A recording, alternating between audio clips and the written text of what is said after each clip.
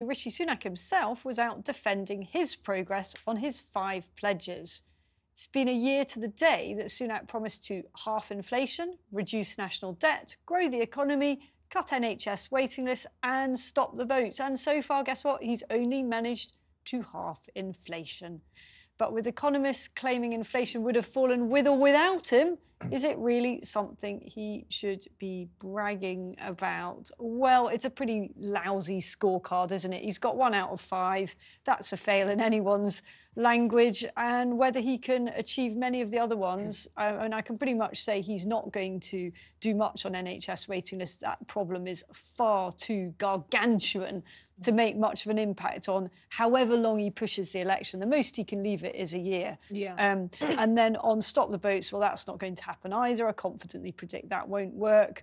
What were the other ones? Can anyone remember? There was grow the economy. He can forget about that one. Yeah, I mean, that's flatlining. So look, it was a stupid thing to do to set himself up with tests that he was going to fail. I remember Gordon Brown's 5 economic tests for joining the euro, and they were specifically designed so that you've got endless wiggle room as to whether they've been met or not. And actually, Sunak wasn't as clever as that. But I thought that Starmer's speech was quite interesting in what it didn't do. So he dribbled on for a long time about Project Hope. And I have to say, listening to him, that's the second time I've listened to the speech, he just didn't fill me with hope. There's something about his tone that somehow just he doesn't radiate anything to me. And I'm not looking to be negative about it. I actually want a hero at this point. And I'm just seeing someone who's just grey, and the tone and everything, he could really work on that. But also he glossed over some of the things, or didn't mention at all, the things that are of most importance to people in his own constituency, as it were, his broadest electorate constituency. So why didn't he address immigration at all? Well, the answer to that is because Labour doesn't actually have a convincing policy on it. But he had to wait till the press conference for somebody to actually ask a question on it, to actually address the issue with our borders at all. Very little there on the NHS at a time when there are horrendous doctor strikes as we speak. So I thought the speech was really thin.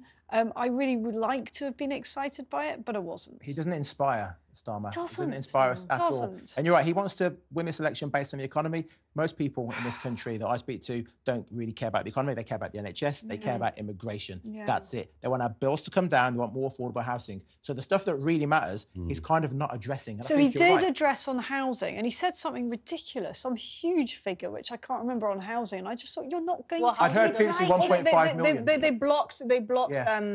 They blocked a recent legislation to actually get more housing built because of the pollution levels. But anyway, but the one thing that hope-filled speech didn't do is leave me feeling particularly hopeful. Right. Because he talked about, and this is such a poor choice of words, I really wish he had smarter minds around him, credible hope. Yeah, but then he didn't actually list anything credible. He didn't talk about anything tangible. So he brought up taxes, which is important, right? Because the taxes actually matter to the most, from the working class to obviously business gurus in this country. If you're going to make the argument that the Tories have raised taxes to the highest level since the Second World War, yes, are you going to reduce them? Because if you're not, why are you going to talk about something that you plan on doing nothing about? Because all he has said, or the only murmurings from the Labour Party has been, we're not going to raise them if we come into the office. Oh, OK, so you're just going to maintain them. Then why are you talking about them? He talked about...